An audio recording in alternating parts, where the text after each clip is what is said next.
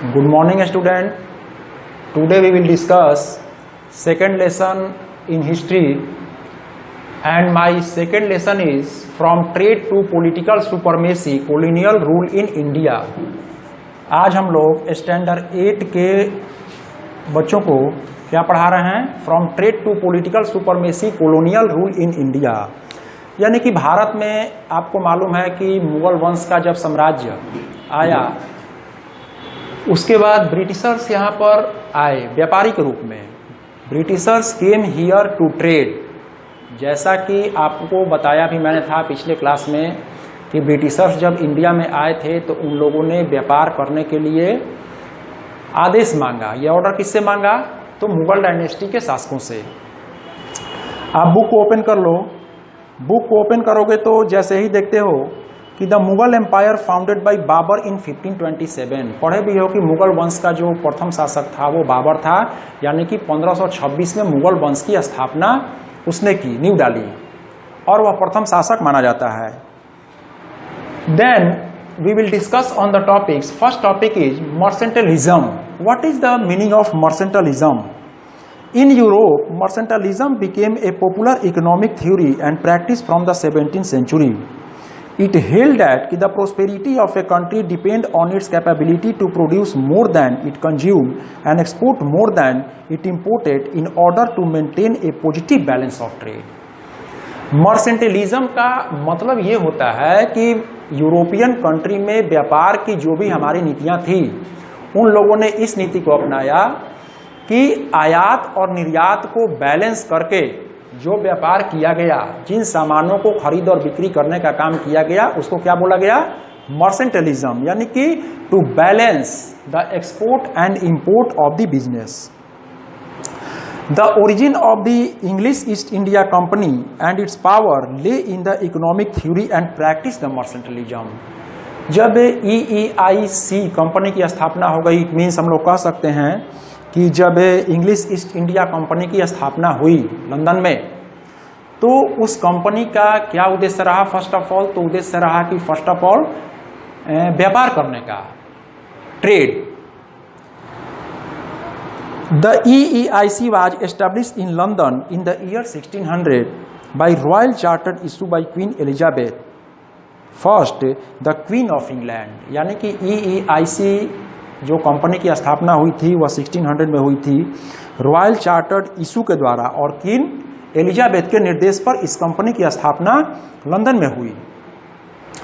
Captain William Hawkins led the first voyage of EEIC to India in 1608। देखो, company का जो अधिकारी था कैप्टन हॉकिंस, वह इंडिया आया कब? 1608 में। His crew sailed into the port of सूरत, और उसका जहाजी बेड़ा था वह कहाँ पर सबसे पहले आकर ठहरा? समुद्री मार्ग से जब व्यापार करने के उद्देश्य से वह भारत में आया था, तो उसका समुद्री बेड़ा जो था वह आकर सबसे पहले कहाँ उसका बेड़ा लगा? सूरत में। यानी कि सूरत में जो पोर्ट था, बंदरगाह था, और पोर्ट पर आकर उसका जहाज का बेड़ा था वो ठहरा। He succeeded in obtaining certain trade concession from the Mughal Emperor Jahangir. As a result, a trading post of factory was established. बोल रहा है कि trading factory of post was established इन 1613, और जहांगीर से परमिशन लेने के बाद 1613 में एक ट्रेडिंग पोस्ट की स्थापना की गई, व्यापार केंद्र बनाया गया। Prior the first English factory in South India was established in the Masulipatnam in 1611। यानी कि 1611 ईस्वी में प्रथम व्यापारिक केंद्र की स्थापना कहाँ की गई? मसूलीपट्टनम में। 1611 ईस्वी में प्रथम जो व्यापारिक केंद्र था उसकी स्थापना कहाँ की गई? मसूलीपट्टनम में। यानी कि पोर्ट का मतलब आप यहाँ समझ रहे होगे, फैक्ट्री का मतलब क्या होता है? फैक्ट्री का मतलब कोई कल कारखानों का मतलब नहीं होता है कि कम गुड्स का वो प्रोडक्शन हो रहा है। यानी कि उन लोगों ने, ब्रिटिशर्स ने जो सामानों को अपने कंट्री में ले जाने के लिए या ले आने के लिए जो भी एक सेंटर की स्थापना की, उसको क्या नाम दिया गया? उसका नाम दिया गया फैक्ट्री। तो फर्स्ट फैक्ट्री की स्थापना ब्रिटिशर्स ने कहा कि मसूलीपट्टनम में। The first English factory in eastern India were spread in Balasore, Hooghly, Hooghly में स्थापना की गई 1651 में, और बालासोर में उन लोगों ने फैक्ट्री को प्रोड्यूस किया 1633 में। तो यहां से अब बोल रहा है ये कि EEIC also began to set up much bigger and strongly fortified operational base at the presidency towns of Madras, Bombay, Calcutta. They set up the fort St. George in Madras in 1639 on a piece of land they received on lease from the local Raja. यानी कि मद्रास में जब इन लोगों ने factory की स्थापना की तो उन लोगों ने वहां के लोकल राजा से मिलकर लीज पर वो जो लैंड का सेटलमेंट था उस सेटलमेंट को उन लोगों ने फाइनल किया। यहाँ आप फिगर में देख रहे हो कि the 18th century sketch of Fort Saint George by John Van Ryne, ये स्केच बनाया गया है। एक ये दिखा रहा है स्केच, आपको फोर्ट का एक स्केच दिखा रहा है। In 1668 the island of Bombay under Portuguese control was given away in dowry to the English king Charles second by his father-in-law and the king of Portugal. बोल रहा है कि 1668 में क्या हुआ था कि द आइसलैंड ऑफ बॉम्बे, यानी कि बॉम्बे जो था एक आइसलैंड था, अंडर पुर्तगीज कंट्रोल, जो पुर्तगालियों के शासन में था, was given away in dowry, जो दहेज के रूप में दिया गया था किसको? अंग्रेज ब्रिटिशर्स को। किंग चार्ल्स सेकेंड को मुंबई जो था वह दहेज के रूप में पुर्तगालियों ने दिया था। Shortly afterward the EEIC got it from Charles second on lease and fortified it for protection against the Maratha. बाद में क्या हुआ कि पुर्तगालियों ने जो ईस्ट इंडिया कंपनी जो थी got it from Charles second, यानी कि चार्ल्स सेकेंड से उससे लीज को ले लिया, लीज पर लिया, and fortified it for protection against the Maratha, और मराठा से अपने सुरक्षा को करने के लिए। In 1717 the Mughal ruler Farrukhsiyar issued a farman. Farman means order. देखो यहाँ पे बुक में कुछ ऐसे वर्ड आ रहे हैं, जो फरमान का मतलब होता है वो होता है आदेश, ऑर्डर। तो बोल रहा है कि 1717 में मुगल वंश का जो शासक था फारुखसियर इशूड ए फरमान, यानी कि उसने एक आदेश जारी किया, confirming the EEIC right to trade in Bengal, Bihar and Orissa upon a annual payment of nominal सम।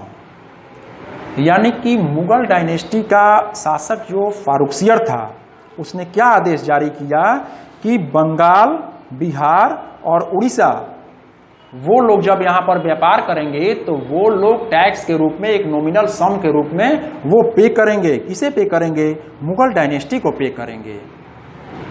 अब आगे बात आती है the Portuguese. In 1498 Portuguese navigator and explorer Vasco da Gama discovered the new sea route that linked India to Europe via the Cape of Good Hope. बोल रहा है कि 1498 में 1498 में जो पुर्तगाली नाविक था वास्को डी गामा, उसने खोज किया एक नए समुद्री मार्ग का जो इंडिया को यूरोप से लिंक्ड किया, जोड़ा। And the route taken by Vasco da Gama crew can be represented as Europe, West Africa coast, southern Africa, Cape of Good Hope, Calicut. और ये रूट जो था, इसी रूट का जब खोज हो गया तो ब्रिटिशर्स हमारे यहाँ यानी कि भारत में आसानी से ट्रेड करने लगे। यानी कि उस समुद्री मार्ग से ब्रिटिशर्स हमारे यहाँ आते थे और सामानों को नाव में भरकर ले जाते थे। सामान के रूप में क्या होता था?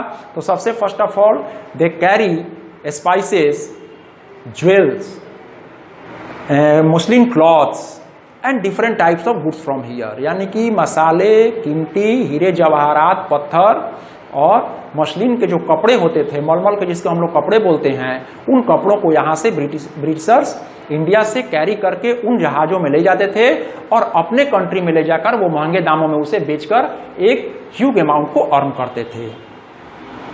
Subsequently several groups of Portuguese traders reached the Malabar coast in South India.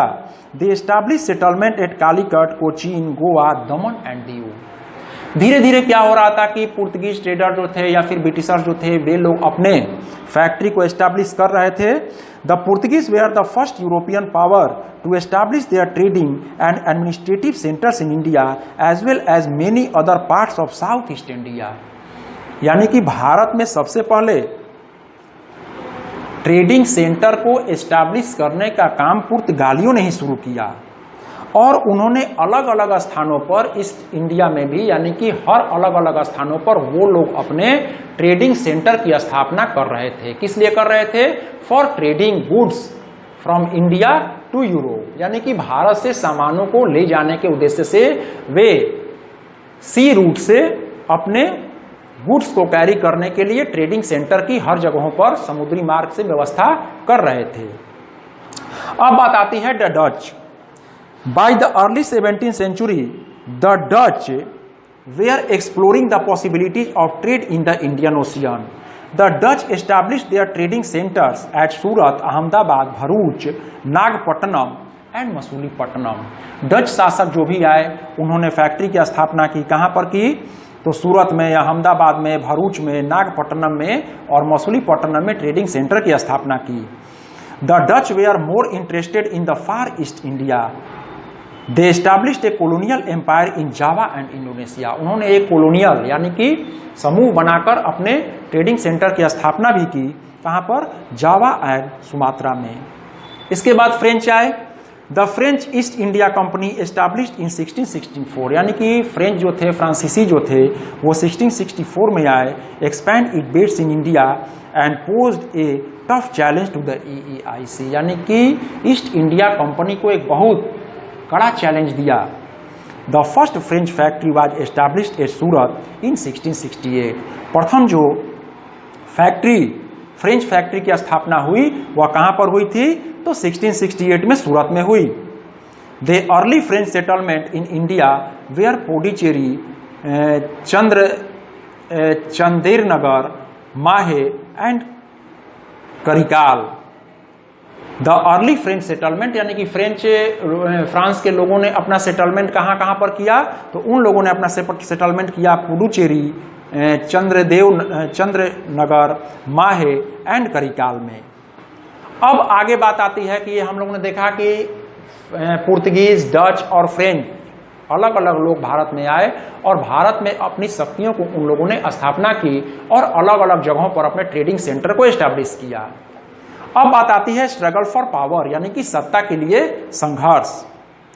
After the establishment of trading companies by the various European power, यानी कि यूरोपियन कंट्री की अलग अलग जो भी पावर थी, शक्तियां थीं, उन लोगों ने जब यहाँ पर अपने ट्रेडिंग कंपनी की स्थापना कर दी, एक conflict broke out among them.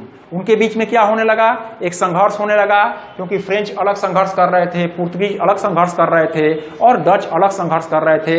किस लिए संघर्ष कर रहे थे? फॉर बिजनेस, यानी कि व्यापार के लिए उनका अलग अलग संघर्ष एक दूसरे के साथ हो रहा था। During the 17th and 18th century, the English and the French companies, supported by local Indian rulers, fought several wars। यानी कि 17 और 18 सेंचुरी के दौरान इंग्लिश और फ्रेंच कंपनी ने कुछ लोकल इंडियन शासकों के साथ कुछ युद्ध को भी लड़ा। Colonization of the Indian subcontinent, यानी कि the rulers of the independent kingdom that emerged after the fall of the Mughal empire wanted to promote their own interest. यानी कि जब मुगल शक्ति का ह्रास हो गया, मुगल डायनेस्टी का जो लास्ट एम्पायर था वह बहादुर शाह जफर था।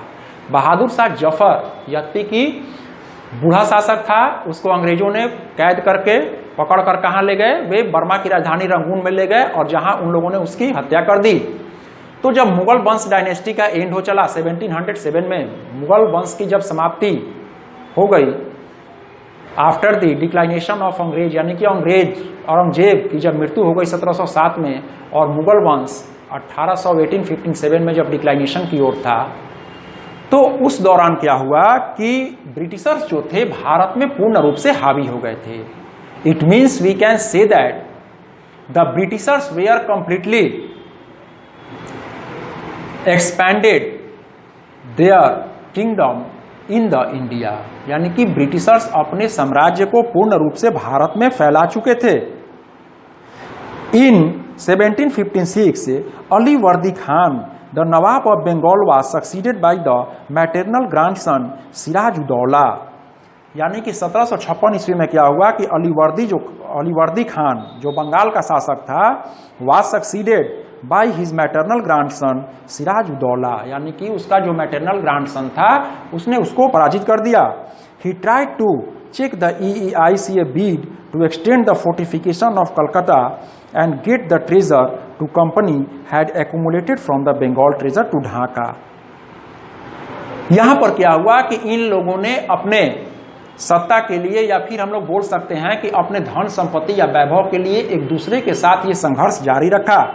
और एट लास्ट क्या हुआ कि when Sirajuddaulah learned about it is march with his soldier to the EEIC Kasim Bazar factory and capture it. जब सिराजुद्दौला ने ये सुना कि EEIC का यानी कि ईस्ट इंडिया कंपनी का जो शासक है वह अपने सैनिकों के साथ कासिम बाजार फैक्ट्री को नियंत्रित कर चुका है। He also capture the EEIC Calcutta headquarter and compel the officials to surrender, और उसने बाध्य कर दिया सरेंडर करने के लिए किसको, यानी कि EEIC कलकत्ता हेडक्वार्टर को बाध्य कर दिया उसके अधिकारियों को सरेंडर करने के लिए। अब बात आती है बैटल ऑफ प्लासी, प्लासी का युद्ध। बहुत इंपॉर्टेंट ये वार है प्लासी का युद्ध। The battle of Plassey was held in the 1757, यानी कि प्लासी का युद्ध जो संपन्न हुआ था वह कब हुआ था, 1757 में। ये क्यों हुआ कि when the news of the English defeat reached Madras, Robert Clive was dispatched with a strong troop to recapture Calcutta. जब ये समाचार पहुंचा रॉबर्ट क्लाइव के पास तो रॉबर्ट क्लाइव ने क्या किया कि सैनिकों की एक टुकड़ी को भेजी कलकत्ता पर पुनः अधिकार करने के लिए। यानी कि हम लोग बोल सकते हैं कि जब रॉबर्ट क्लाइव को यह समाचार मिला कि कलकत्ता पर कैप्चर कर लिया गया है तो उसने सैनिकों की एक टुकड़ी भेजी। The British forces under Clive recaptured Calcutta conspiring with Mir Jafar the commander in chief of Sirajuddaulah. यानी कि अंग्रेजों ने पुनः कैप्चर कर लिया। कहां पर कैप्चर कर लिया, तो कलकत्ता पर पुनः कैप्चर कर लिया। और सिराजुद्दौला जो था recaptured Calcutta with Mir Jafar, the commander-in-chief of Sirajuddaulah, and they also managed to win over other important members of Sirajuddaulah court such as Jagat Seth and Omi Chand. With their support, the British forces defeated the force of Sirajuddaulah in the Battle of Plassey। यानी कि Robert Clive के नेतृत्व में British के जो भी सैनिक थे उन लोगों ने कलकत्ता पर पुनः अधिकार कर लिया और ब्रिटिश सैनिक के बीच में और सिराजुद्दौला के जो भी शासक थे जिसमें जगत सेठ था, ओमी चंद था, इन लोगों के बीच एक भयंकर युद्ध हुआ। कहाँ, 1757 में प्लासी में, और उसमें सिराजुद्दौला जो था वह पराजित हो गया। After this victory the EEIC became the real power in Bengal. जब सिराजुद्दौला को ब्रिटिशर्स ने पराजित कर दिया तो क्या हुआ कि वहां पर अब उस सत्ता के वास्तविक शासक कौन बन गए, तो ब्रिटिशर्स, यानी कि कलकत्ता पर पूर्ण रूप से उनका अधिकार हो गया। Mir Jafar became the puppet nawab of Bengal. Mir Jafar जो था वह एक कठपुतली नवाब बना हुआ था। कहां का, बंगाल का। And the EEIC officials and their Indian agents forced the peasant and craftsperson to sell their goods at very low price and thus made profits। Britishers जो थे, ईस्ट इंडिया कंपनी जो थी, वे लोग क्या करते थे कि वहां के लोकल जो ट्रेडर थे, लोकल जो शासक थे, पीजेंट थे, उनको बाध्य करते थे।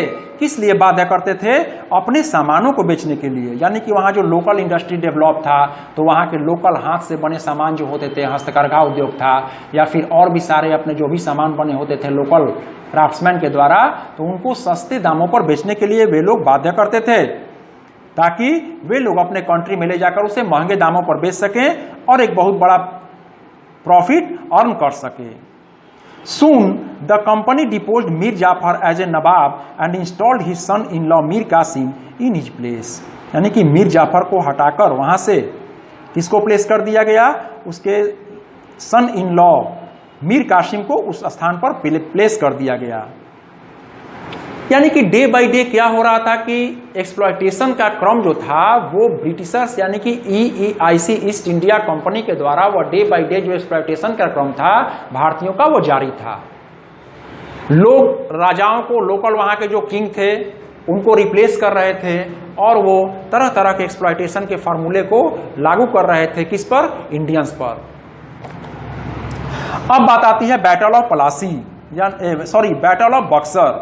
बक्सर में जो युद्ध हुआ, Mir Kasim the new nawab of Bengal also tried to free himself from the company yoke, यानी कि वहां का जो शासक नया बना, कौन? मीर कासिम, वह अपने आप को ब्रिटिशर से फ्री होना चाहता था। Some steps he took were as follows, उसने कुछ ऐसे स्टेप्स लिए जिसको उसने पालन किया। Abolition of taxes on internal trade that would be against the interest of the British, यानी कि वह टैक्सों से, करों से मुक्ति चाहता था। जो बाहरी व्यापार पर कर लगता था उससे वह मुक्ति चाहता था। Inviting European merchants to train his soldiers in the new methods of warfare, यानी कि यूरोपियन जो भी मर्सेनरीज थे उनको क्या करना चाहता था, यानी कि सोल्जर्स को वह नए मेथड से वो ट्रेनिंग दिलाना चाहता था। Dismissal of all of Mir Jafar officials who were close to the EEIC, यानी कि मीर जाफर के जो भी अधिकारी थे उनको वह डिसमिस करना चाहता था, हटाना चाहता था।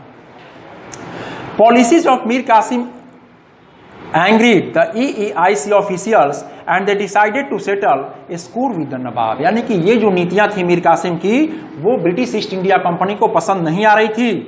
In the battle of Buxar fought in 1764 and the combined force of Mir Qasim and his allies Nawab of Awadh Sirajuddaulah and the Mughal Emperor Shah Alam II were defeated by the forces of the EEIC, यानी कि बक्सर में एक भयंकर युद्ध हुआ। उस युद्ध में क्या हुआ कि मीर कासिम की जो फोर्स थे और नवाब ऑफ अवध सिराजुद्दौला, ये लोग किससे युद्ध किए? तो ये लोग लड़े ब्रिटिशर्स के साथ और एट लास्ट रिजल्ट क्या हुआ कि ब्रिटिश ईस्ट इंडिया कंपनी जो थी वह उस युद्ध में जीत गई। शाह आलम सेकंड वे are defeated by the forces of the EEIC, यानी कि शाह आलम सेकंड जो था वह डिफीट कर गया, हार गया वहां पर। After the battle, Sujauddaulah and Shah Alam II signed 2 treaties at Prayagraj with Clive to govern the company. इसके बाद क्या हुआ कि आफ्टर द बैटल, युद्ध के बाद, सिराजुद्दौला एंड शाह आलम सेकेंड, सिराजुद्दौला और शाह आलम सेकेंड जो था उसने 2 संधियों पर साइन किया। The Mughal empire granted the diwani, that is the right to collect revenue from Bengal, Bihar and Orissa, यानी कि मुगल शासक जो थे, Mughal empire granted the diwani, diwani का मतलब होता है कि टैक्सों को कलेक्ट करना, the right to collect revenue from Bengal, Bihar and Orissa. क्या किया कि टैक्सों को कलेक्ट करने का काम शुरू करवाया, कहां से? बंगाल से, बिहार से और उड़ीसा से। And annual tribute of ₹26 lakh, in return he was given, उसे क्या मिल रहा था? तो 26 लाख का, 26 लाख का उसे एक रकम मिल रहा था टैक्स के रूप में। And the nawab of Awadh had to pay an indemnity of ₹50 lakh. Awadh जो था, जिसका प्राचीन नाम अवध था, जिसे हम लोग लखनऊ के नाम से जानते थे, अब नया नाम क्या हो गया उसका? लखनऊ। तो 50 लाख के कर संग्रह पर उसे टैक्स कलेक्शन का काम पर रखा गया।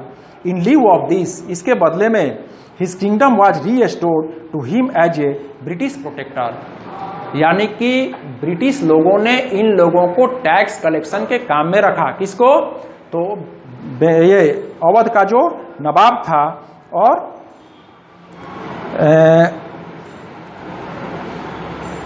यहां पर ये प्रयाग का जो नवाब था, यहां पर जो आपको दे रहा है बुक में, the grant of Deewani enable the EEIC to use the vast revenue resource of Bengal to purchase cotton, silk, textile in India. The grant of दीवानी, यानी कि जो दीवानी प्रथा उन लोगों ने एस्टैब्लिश की, किसने? ब्रिटिश ईस्ट इंडिया कंपनी ने। इन लोगों ने बंगाल के शासकों को to purchase cotton and silk textile in India, यानी कि भारत से उन लोगों ने क्या परचेज किया? तो कॉटन, सिल्क और textile to maintain the company troops and build forts, factory and offices, यानी कि उनका मूल उद्देश्य क्या था कि उन टेक्सटाइल से या फिर कपड़ों से या फिर जो भी हमारे परचेज जो करते थे गुड्स को, उससे ले जाकर ब्रिटिश में, यानी कि इंग्लैंड में ले जाकर उसे महंगे दामों में बेचना और उससे पैसा अर्न करना है। ओके, आज के लिए बस इतना है, काफ़ी है। आप लोग इसको पढ़ोगे अच्छे से और उसको अंडरलाइन करोगे, और जहाँ समझ में नहीं आएगा after opening the school you will ask. Okay, thank you.